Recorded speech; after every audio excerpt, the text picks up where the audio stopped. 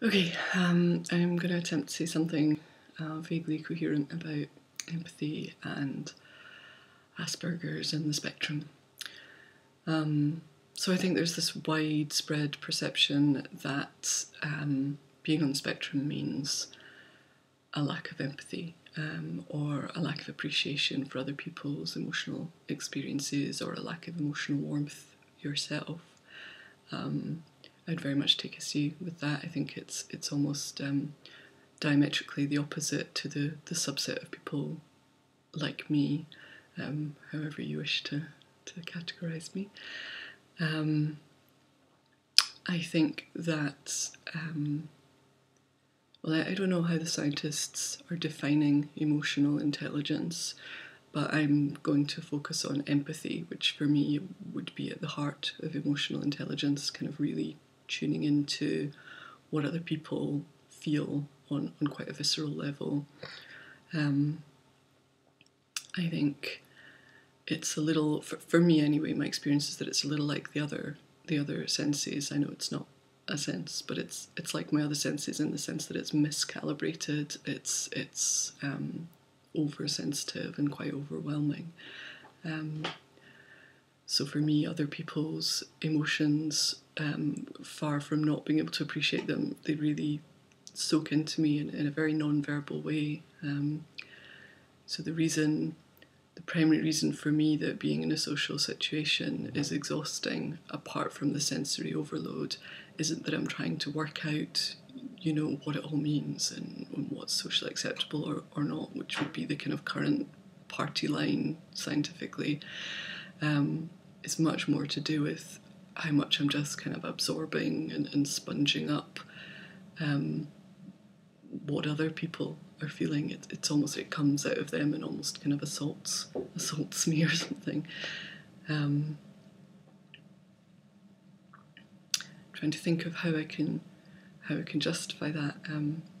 I find in most of my relationships I'm very much the listener, someone that people will come to talk to about stuff, and that's clearly not because I can solve their problems, but I think it is because they feel that I'm in some way tuning into what they feel, and that's cathartic for them.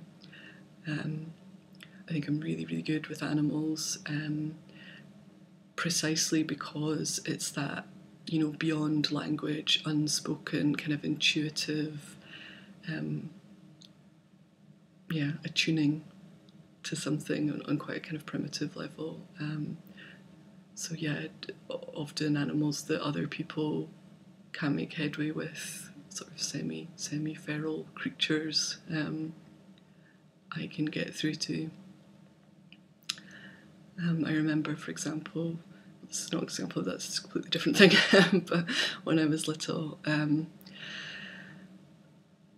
it's one of my kind of formative memories is of a boy in my primary school pulling the legs off a spider. I was in primary 1 or 2, so I would have been 4 or 5. And I was absolutely hysterical at this. I was absolutely identifying with the spider and how that would be torture for the spider, and the kind of great horror of it, beyond the fact that someone would do that at all, was that everybody else, like the other kids, were just like, it wasn't a big deal to anyone, and to the teacher, yeah, they were like cross, but I don't know, to me this seemed like the end of the world, and I was hysterical and had to be sent home.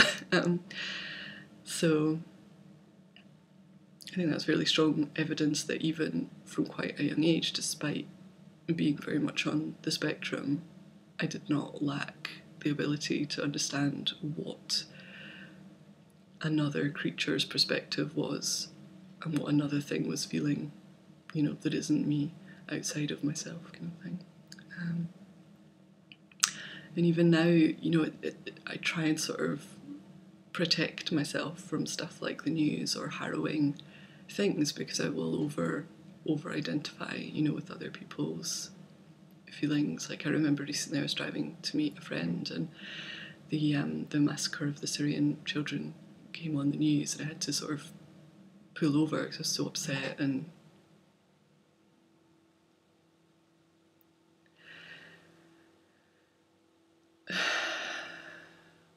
So yeah, far from not being empathetic, I think it's rather the opposite, and people like me over-identify with how other people are feeling, to the point that it's really problematic. Maybe identify is not the right word, because you don't identify with someone who's experiencing something totally different, but I don't know, somehow feeling like a resonance in the actual emotions of what they're feeling.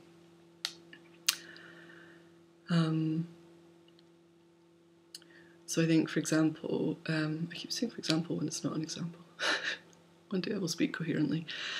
A lot is talked about eye contact with people on the autistic spectrum, and I don't claim to speak for everybody. I guess I claim to speak for whatever subset of people are like me. But this idea that eye contact is difficult because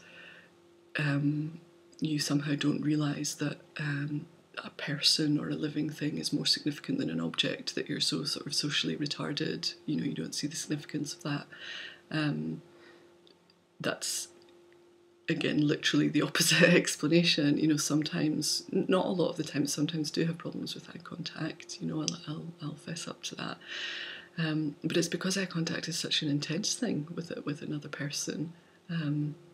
So if I'm feeling less than robust, if I'm anxious or a bit vulnerable or a bit fragile, which is quite a lot of the time, the added intensity of looking straight into a person's eyes is overwhelming. It's too much. So unless I have that kind of fairly robust wall between myself and the world, then eye contact is an issue, but not for the reason, that they want to tell us. I think there's a problem in the research world in splitting the idea of emotional intelligence from social intelligence.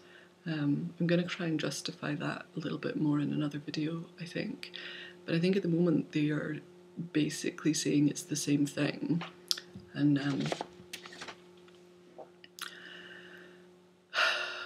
yeah, that's problematic for people like me who can see that it's quite clearly separate things, because we're good at one and not good at the other.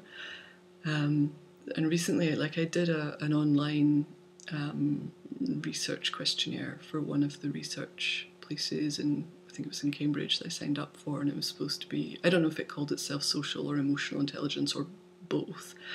And at the end, I came out as average, which I thought was a little perplexing. And then when I analysed it in closer detail, looking at the questions, it was clear some of them were about what I would call emotional intelligence and really pure empathy, and that I scored highly on those. And some of them are about social intelligence, which are more about social niceties and cultural mores and stuff that I readily admit I'm not good at. I scored low on those, and of course my score averaged out to be normal, kind of thing. Yeah. So all of this, it's all, I know it's all anecdotal, and that's, no good for science, but you've got to start empirically, so that's what I'm trying to do. Okay, yeah, that's what I have to say at the moment on empathy.